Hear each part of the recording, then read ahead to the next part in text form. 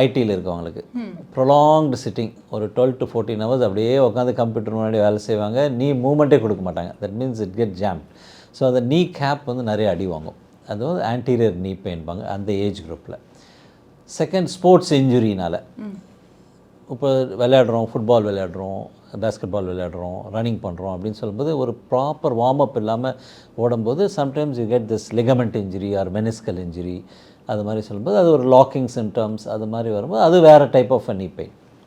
ஒரு 40-50 இயர்ஸ்க்கு மேலே வர்றது வந்து வேறு டைப் ஆஃப் நீ பெயின். ஸோ அதனால் ஒவ்வொரு ஏஜுக்கும் ஒவ்வொரு பெயினுக்கும் டிஃப்ரெண்ட் டயக்னோசிஸ் இருக்குது. அதனால் செல்ஃப் டயக்னோசிஸ் பண்ணக்கூடாது.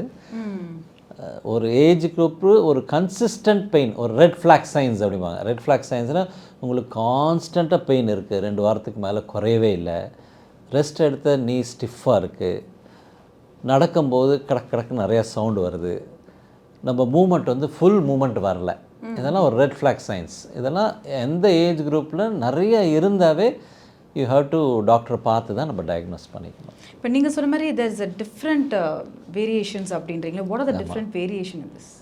இப்போ ஆர்த்ரைட்டிஸ் வந்து காமனஸ்ட் வந்து ஏஜ் ஆக தான் ஆர்த்ரைட்டிஸ் வரும். நம்ம ஏஜ் ஆக இருக்கும்போது நீ ஜாயிண்ட்டில் ஒரு காட்லேஜ் அப்படின்னு ஒரு லைனிங் இருக்குது, அது குருத்தெலும்பு அப்படிம்பாங்க.